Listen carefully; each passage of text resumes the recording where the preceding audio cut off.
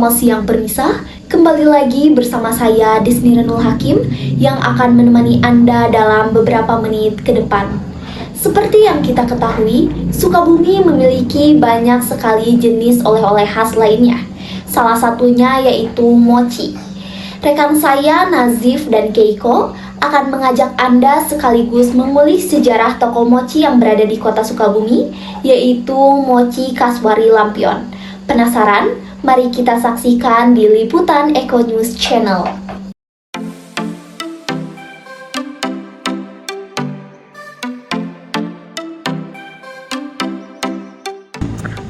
Halo Sobat News, kali ini saya lagi ada di kota Sukabumi. Mendengar kata kota Sukabumi akan sangat identik dengan makanan khas Sunda. Selain makanan khasnya, Sukabumi juga memiliki beragam jenis oleh-oleh yang bisa kita beli saat berkunjung ke kota ini. Salah satu oleh-oleh identik Sukabumi yaitu mochi. Mochi Kasuari Lampion ini umumnya terbuat dari tepung tapioka dan diisi isian kacang.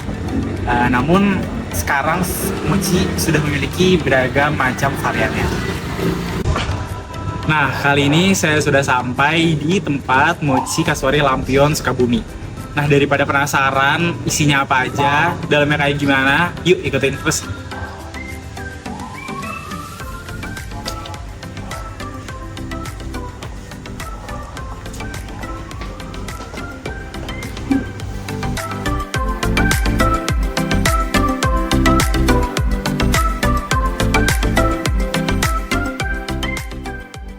Halo Sobat News, jadi kali ini saya langsung ingin bertemu dengan narasumber dari salah satu staff Mochi Kasuari Lampion ini untuk langsung bertanya-tanya tentang bagaimana sejarah Mochi Lampion ini dari dulu tahun 1983 sampai saat ini era digitalisasi itu berkembang terus.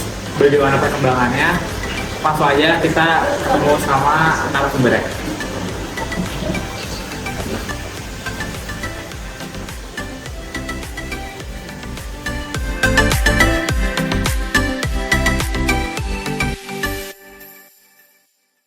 Jadi sekarang yang buka outlet itu notabene dulu pernah kerja di Mochi Lampion di generasi pertama. Ya. Nah, jadi sejak itu setelah meninggal generasi pertama, maka mereka membuka usaha mochi lagi dengan brand yang berbeda. Nah, tentunya bagi kita nggak bersekian mereka menjadi kompetitor, tidak sebagai pelengkap aja.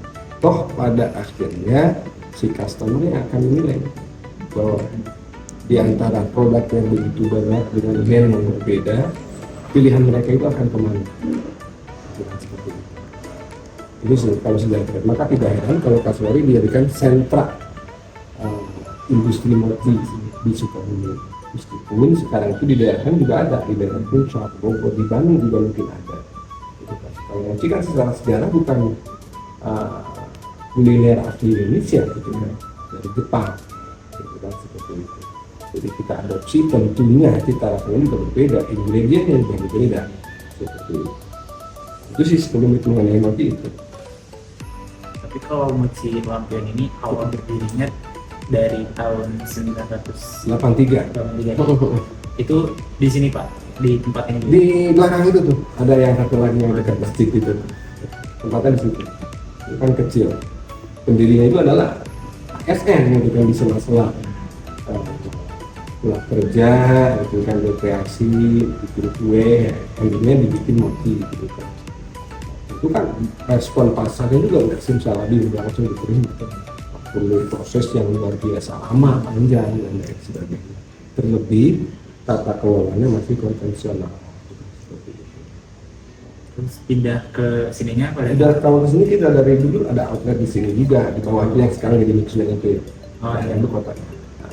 Setelah kita beda manajemen, produksi kita di belakang toko itu.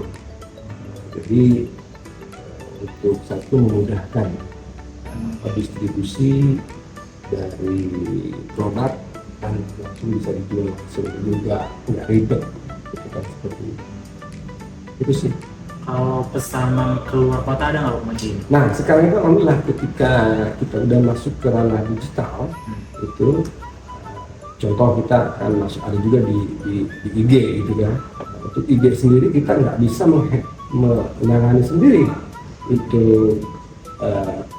konten kreatornya, kita hire orang profesional untuk menangani hal tersebut, untuk mempromosikannya. Dan promosi yang lain adalah kunjungan-kunjungan seperti kalian ini, institusi pendidikan, institusi pemerintahan, swasta dan lain sebagainya. Sering kita terima. Bagi kita ada salah satu keinginan bisa mempromosikan begitu, bahwa jalan di sini ingredientnya bagaimana, proses pembuatannya bagaimana, kenapa harganya agak berbeda dengan mochi yang lain dan lain sebagainya. Itu bagi kita sebagai media promosi. Kemudian untuk jangkauan kata, kita juga menyediakan layanan ada admin online, jadi bisa order ke official promosi gitu kan. Selama ini Jabodetabek kita layani. Jabodetabek kadang-kadang ada yang luar provinsi juga itu dengan catatan perlu kami tahu bahwa expirednya 3 hari. Apabila kendalanya nih ketika di weekend ada pemesanan, itu akan terkendala di ekspedisi seperti macet dan lain sebagainya, itu akan menjadi kenal. Tentunya kan kita harus deal-dealan dengan pihak ekspedisi. Ketika ada delay keterlambatan, maka konsekuensinya harus di-refund oleh perusahaan ekspedisi karena bukan kesalahan kita. Contoh, kita kan misalnya ada same day service gitu kan, ketika pesan ini hari sore harus nyampe, ternyata tidak nyampe itu, maka itu harus di-refund. Tanggung jawab perusahaan ekspedisi. Nah seperti itu. Kita kan kerjasama dengan Paksa, seperti itu, DNA, DNP dan sebagainya. Seperti itu.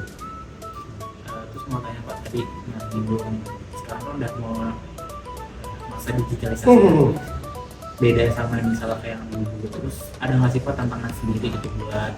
Tantangannya tentu kita harus mempunyai prinsip untuk zero tolerance, satu, zero mistake, zero complaint. Itu kan.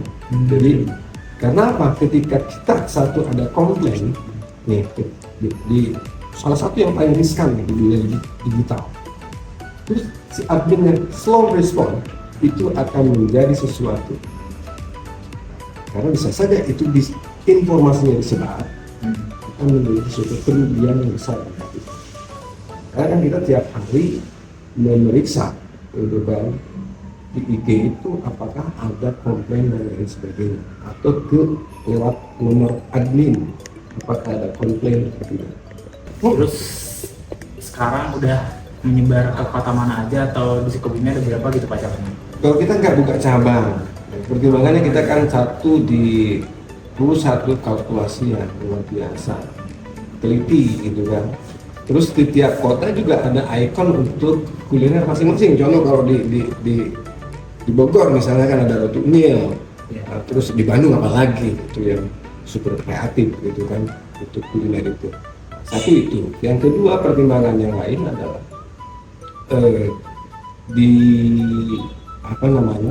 expire mochi itu nggak lama 3 hari. Dan mochi itu tidak kuat dengan segala kondisi cuaca. Contoh, kalau di daerah panas di Jakarta tentu nggak begitu pas kalau mochi itu. Bisa gampang melted, mencair dan sebagainya seperti itu. Banyak sekali kalkulasi atau pertimbangan. Nah, pertanyaan tadi kenapa mochi dikenal? Ya, lama mungkin satu pengunjung di sini kita perlakukan seperti raja dengan excellent service yang kita berikan. Satu itu pelayanan produk yang mutunya terus konsisten seperti itu. Kalau ada komplain juga harus quick respon seperti itu. Dari situlah mungkin menyebar kalau cari mochi atau lampion seperti itu. Halo Sobat News, terima kasih sudah mengikuti perjalanan saya kali ini. Saya Nazif Rahmansyah, pamit undur diri. Sampai jumpa di keseruan lainnya. Itu dia berita yang dapat kami sampaikan. Ikuti terus keseruan selanjutnya di Eko News Channel. Saya Desmira, pamit undur diri. Terima kasih dan sampai jumpa.